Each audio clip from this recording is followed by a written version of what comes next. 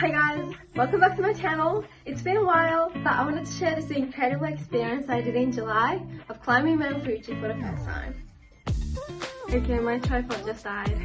Anyway, I hope I can give you a glimpse of my experience, as this is once in a lifetime opportunity for a lot of people. I wanted to document this journey and share my experience. I made another video for what I brought from Mt Fuji, so check out my video if you're interested, and yeah, let's get started. By the way, this gingerbread latte is bomb. I got it with oat milk, less syrup, and no whipped cream.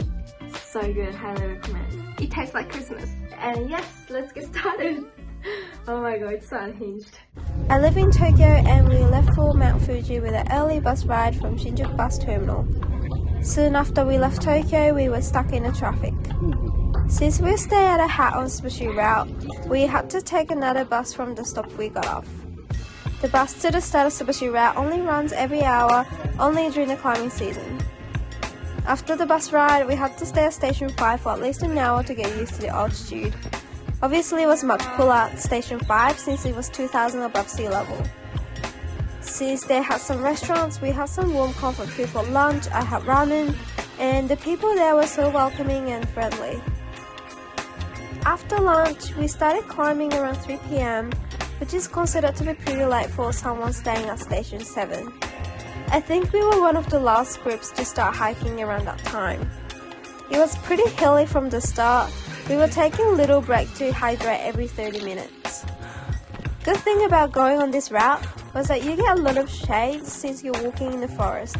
Whereas if you went on the most popular route, Fuji route, there's nothing but walking in the sand. Honestly, I don't know why we didn't use the walking sticks from the start, but they really helped me relieve the pressure for my legs since we had to walk on the incline consistently. We took a break at every station on top of the little breaks every 30 minutes. Despite the hot weather in summer in Tokyo or around that area, hiking on Mt Fuji was very different. It was a perfect temperature for hiking with a nice breeze. Walking was obviously tiring, but the view kept changing all the time, so I would say it was a really nice walk. Also, we still had the energy to keep going, so I have a lot of videos filmed until I got to the hut, compared to the rest of the time. We could already see the top while climbing, so it was kind of motivating to keep going, but also reminded us how far it takes to get there. We could also see the people climbing down from the distance, which was pretty cool. My friend got a famous souvenir of a wooden stick and getting it stamped with a burnt stick at every station we stopped at. We were planning on arriving at the accommodation by 6 PM because the check-in time was until 7 PM. After the delay from the morning, we were kind of rushing towards the end to make it on time for check-in. 7 PM was also just in time for sunset. We were dealing with the check-in, so I didn't get to see much of the sunset, but it was absolutely gorgeous. Look at it. A lot of people staying at the hut were taking photos, and after the check-in, they wanted us to eat dinner as soon as possible, so we sat down to eat dinner. It was Japanese food including meat patties, rice, miso soup, and some veggies. It was so comforting to eat something warm and filling, and the hut we stayed at doesn't have electricity, so we had to rely on the headlamps we brought. We slept until around midnight to hike again because that's when people start climbing to see the sunset at the top. After having sleep for around 4 hours, a lot of people started waking up around midnight. The weather could not be any better. Even though it was cold, I wasn't freezing at all, and my friend didn't even have to wear a puffer jacket. It wasn't warm, but it wasn't too cold. The lady at the hut even said it doesn't get this warm around this time, so we're pretty lucky. I had to wear a puffer though, just because I wanted to keep myself warm. And yeah, this is the fit. One of my friends was getting altitude sickness, so we're taking it very slow and easy. I could already see so many people at the top with their headlamps, and they kind of look like stars. Very pretty. Another thing I would have done if I could was that to stay at Station 8. The hike from Station 7 to 8 is quite long and hard, and I could have gotten more sleep, but yeah, it was all booked out. And this is me trying to eat snacks at Station 7.5. All the plastic bags are inflated because of the altitude, and also Station 8 is much bigger than Station 7. So once we got to station 8, it suddenly got busy with people. But they had little shops as well where you can get basic necessities. By the time we got to station 8 and taking a break, we saw a sun coming up in the dark. We started to kind of rush, but we could see how busy it is to be at the top. It almost looked like people waiting in the line to get to the top. I found this picture online and I think this is how it would have looked like. Anyways, we continued to climb to the top. Honestly, it's not really a good idea to push because if we walk faster then it's higher chance of us getting altitude sickness. So it was nice to take time. As we saw the sun was coming up, we decided to sit down and watch the sunrise from just before station 9. To be honest, anywhere above station 8 would have looked the same to me. After seeing so many people at the top from the distance, it was nice not to be in the crowd and enjoy the sunrise. And guys, can we take a moment to appreciate the sunrise? It was absolutely incredible. We were so blessed with the perfect weather with a beautiful sunrise. The view kept changing literally every minute. While we were watching the sunrise, we were snacking to make sure we were well fueled to start walking again. We were pretty exhausted at this point. It was getting steeper and steeper. We saw more people getting altitude sickness and sitting down on the ground and resting as we walked past them. It was nice that the sun was finally up because we could finally see where we were walking and see the view. Whereas when we were walking in the early morning, it was just dark and couldn't see anything. As we were climbing, we had this conversation countless times. Because we barely had any sleep and kept walking on incline, we were walking little steps to just keep pushing. It might have been lack of sleep or even altitude sickness, but I started getting headache as well.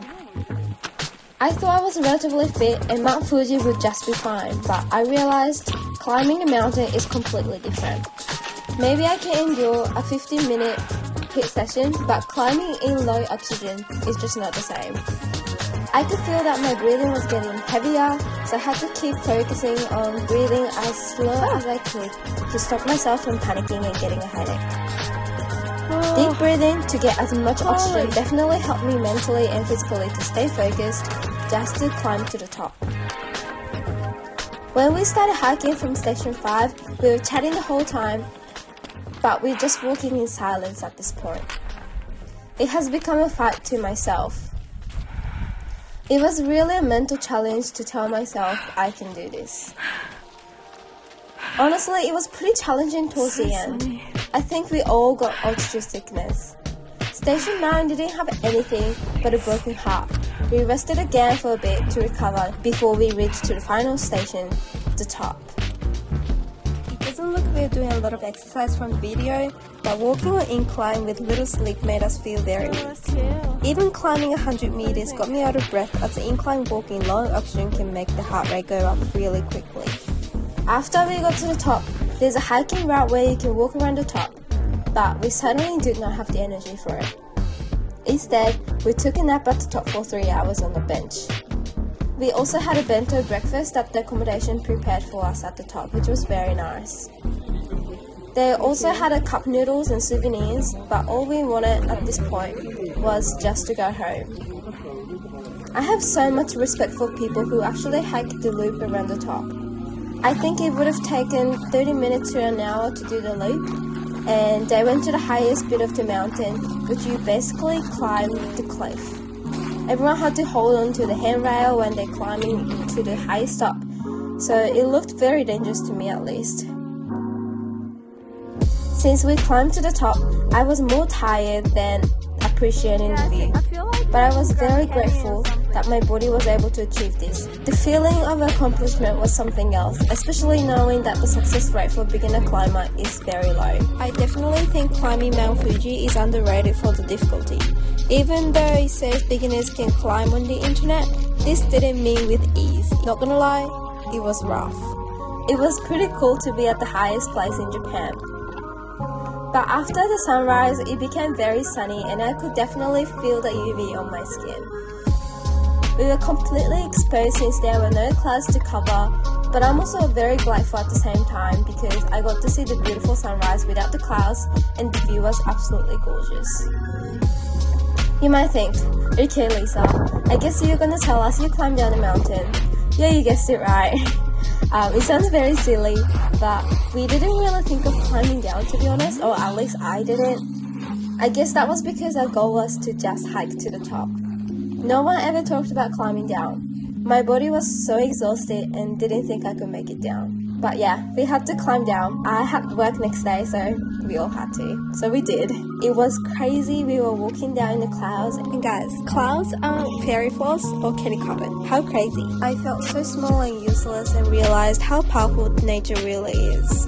We are just so useless in nature compared to how we can be so controlling of everything when living in the city. Anyways, I didn't know how dusty it got and how long it was to take back. It was faster than climbing up, of course, but we had to spend a good 3 to 4 hours of just climbing down with the same view because the view was completely covered with the clouds. And yes, we climbed our own Fuji Yoshida route this time because we wanted to catch the direct bus home. None of us really talked. We were just silent and we keep climbing down.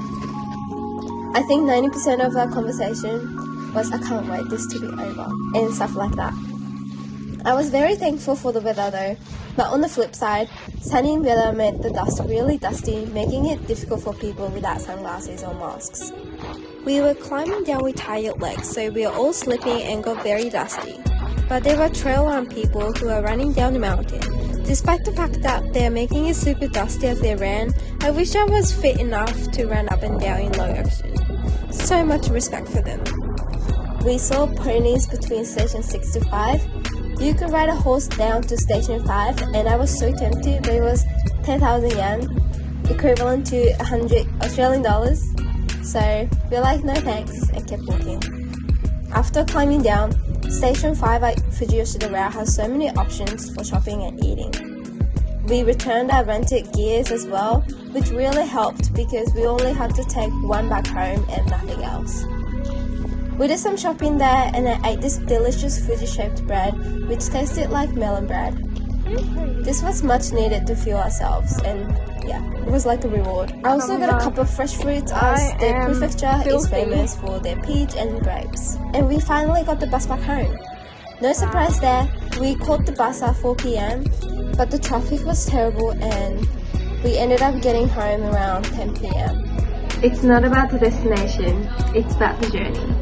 I'm good with climbing mountains for now, but this is definitely a memorable experience for the rest of my life. I really hope you liked this video. This took me months and months to make, so I hope you did. And if you enjoyed this video, please like and subscribe if you haven't. I appreciate you all and hopefully I can see you in my next video.